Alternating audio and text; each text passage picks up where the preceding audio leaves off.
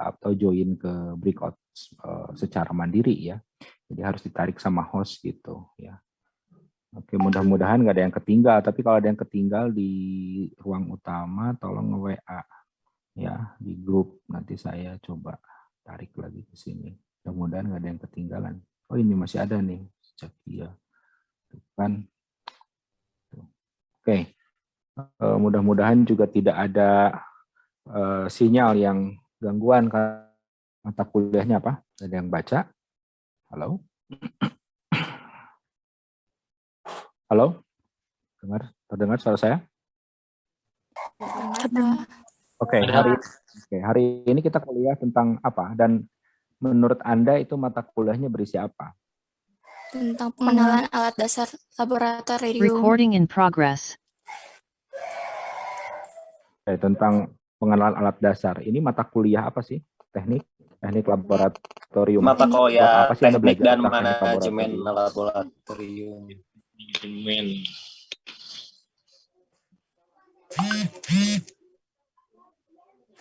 Halo, silakan. Buat apa? Izin menjawab, Pak. Ditujukan buat apa? Buat mengenal alat-alat di lab, Bapak. Gitu. Oke, kalau sudah kenal kita bisa apa? Biar apa? Biar kita bisa menjaga mengelolanya, Pak. Untuk nanti kita misalnya jadi guru biologi, peneliti atau sebagainya. Jadi kita tahu bagaimana cara menggunakannya, mengelolanya, dan sebagainya seperti itu. Oke, jadi betul kita agar bisa bekerja secara laboratorium. Tapi ada kalanya kalau kita waktu siswa ketika jadi siswa sekolah belajar di laboratorium gitu. Padahal peralatan, bahan kimia atau bahan-bahan yang digunakan di laboratorium itu punya potensi beresiko kecelakaan, beresiko berbahaya gitu seperti itu. Nah, kita harus tahu resiko apa, bagaimana cara penanganannya, bagaimana cara kita bisa bekerja secara safety di laboratorium, ya. Gitu. Jadi ini pentingnya mata kuliah ini. Jadi hampir semua kelas jurusan eksak yang ada kerja di laboratorium itu kebanyakan selalu ada mata kuliah tentang bagaimana cara bekerja di laboratorium secara mata kuliah ini juga menyelipkan beberapa bab tentang bagaimana cara memanage dan mengelola laboratorium. Karena nanti mungkin dari Anda selain jadi guru, Anda juga diminta untuk menjadi pengelola laboratorium di sekolah, ya. Jadi koordinator lab atau penanggung jawab lab gitu, bisa saja seperti itu dan sangat memungkinkan, ya. Bahkan nanti pengelola lab yang bersertifikasi itu bisa juga dihitung jamnya 10 jam mengajar, ya. Jadi kalau Anda tugas mengajar itu 24 jam per minggu misalkan atau 28 jam per minggu, 10 jamnya sudah di-cover dari jabatan sebagai pengelola laboratorium, ya. Nah, ini gambaran tentang mata kuliah ini, makanya namanya teknik laboratorium dan manajemen laboratorium, ya. Kita akan berbicara tentang bagaimana kita bekerja dan bagaimana kita mengelola laboratorium itu. Gitu, ya. Mata kuliah ini berupa teori, ada juga yang praktikumnya. Nanti di UTS atau ke UAS nanti ada jadwal yang disebar. Ya, Anda akan praktikum ke kampus secara luring. Ya, di blok beberapa mata kuliah juga gitu. Nah sekalian nanti kita praktikum untuk mata kuliah teknik laboratorium. Ya, jadi kalau di silabus itu di pertemuan keempat kita akan muncul, kelihatan nggak?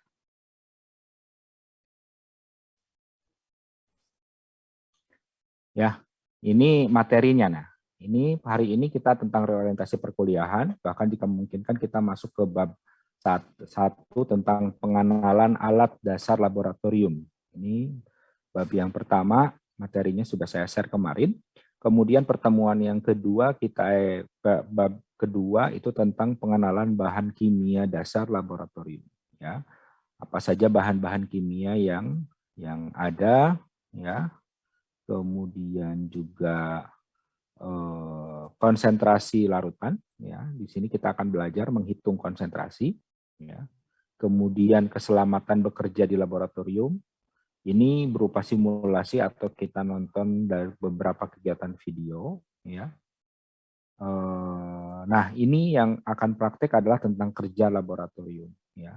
Nah, kerja laboratorium ini kita akan praktek, ya, mensimulasikan tentang pengenalan alat. Nah, ini praktikum kita laksanakan di lab secara langsung. Selanjutnya, kita akan belajar tentang reagen dalam praktikum biologi, ya, macam-macam reagen. Kita belajar tentang mikroskop, ya, mulai dari cara mengenal bagian-bagian mikroskop dan bagaimana mengoptimalkan penggunaan mikroskop dengan berbagai fitur di dalamnya dan juga perawatannya, ya. Kemudian alat-alat elektrik laboratorium untuk alat-alat analisis, ya, kan alat di laboratorium itu tidak hanya mikroskop, untuk biologi banyak, ada VCR, ada spektro, ada juga distilasi, ada oven centrifuge, ada inkubator, ya, nanti kita akan belajar. Kemudian teknik pengawetan spesimen, ya. Kemudian perencanaan dan pengolahan laboratorium, ini lebih ke manajemen laboratorium, ya. Bagaimana kita kalau ingin membuat lab itu syaratnya apa? Kemudian juga apa yang harus diperhatikan? Bagaimana perhitungan luas apa sebagai luas ideal untuk satu lab itu seperti apa? Gitu, ya. Itu nanti akan dibahas dalam perencanaan dan pengolahan laboratorium. Oke. Materinya bahan silakan bisa di internet saja, tidak usah dibeli bukunya, nggak usah, ya. Nggak zaman sekarang beli buku, gitu, ya. Nah, kita menggunakan LMS, materi akan saya simpan juga di LMS, ya. Materi akan saya simpan juga di LMS, kemudian penugasan juga via LMS, ya. Gitu.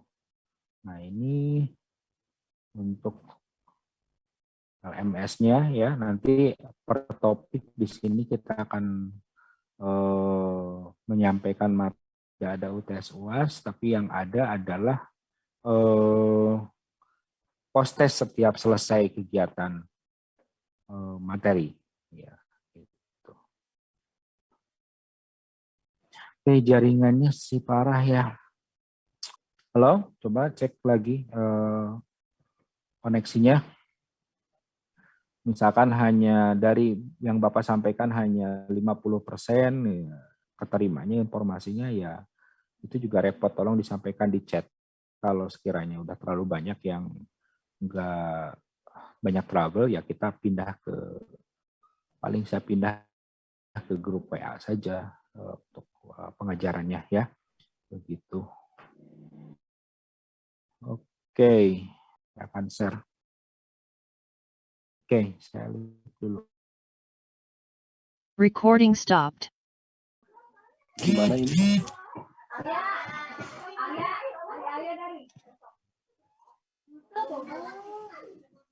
Kopabilinya keluar. Serius.